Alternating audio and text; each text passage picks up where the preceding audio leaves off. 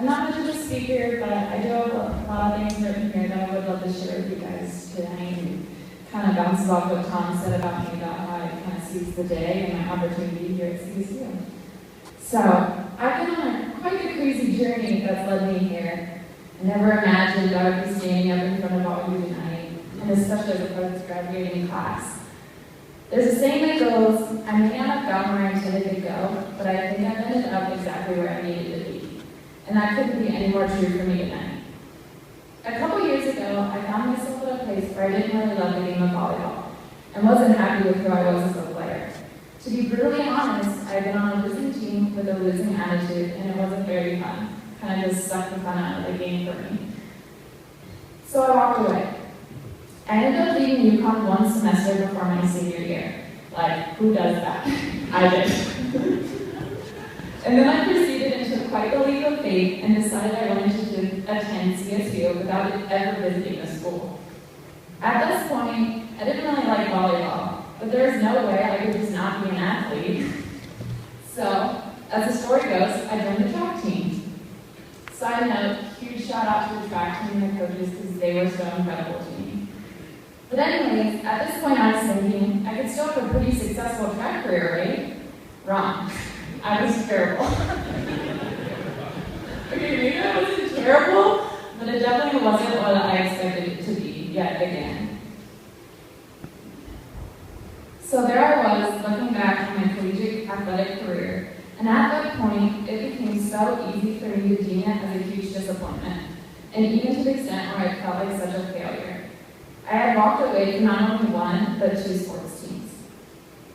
I very well could have just thrown in the towel right then and there, being so disappointed, mostly all on myself, yet somehow I didn't allow these feelings to overrule the fact that I was still very unhappy with how it all ended. So why let it end there?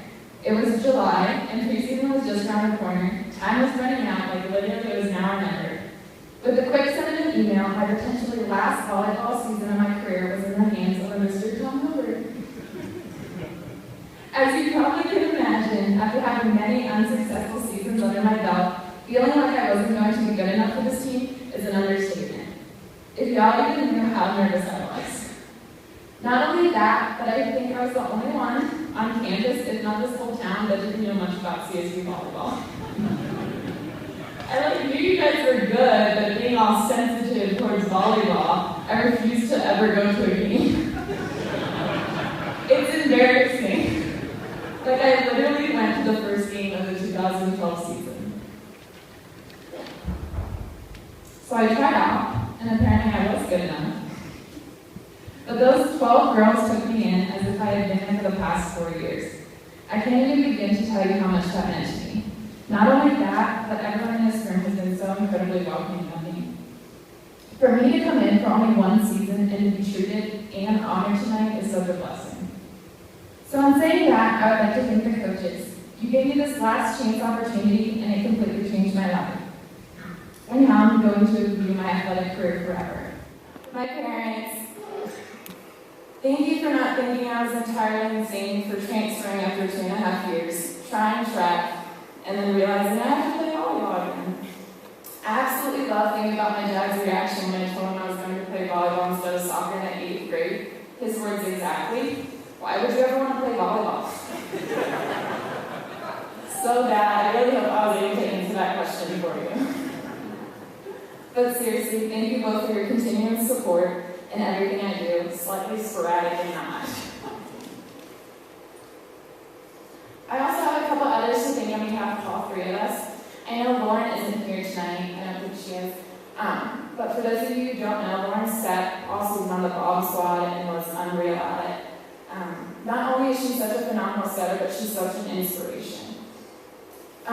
For me personally, she just made me better every day. I would make some of the most ridiculous, stupid plays, and she would put up with me for it.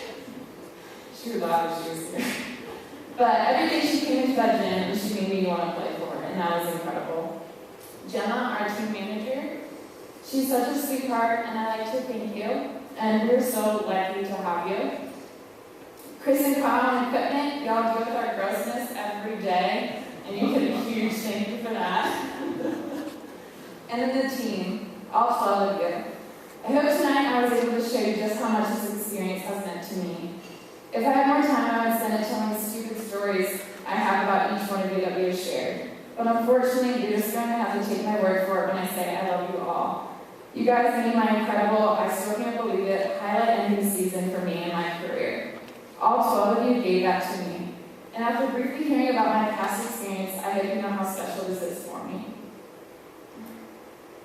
Also, never, ever, ever, ever let your doubts stop you from taking a leap of faith or risk. I know I didn't, and now I know each and every one of you for it. And to you too, same with Michelle.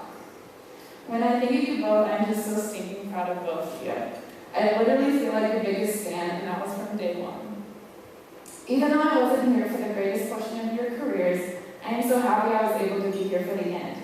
You two finished so strong, and you have so much to be proud of. So for that, I say congrats. Thank you for letting me be a part of your senior class.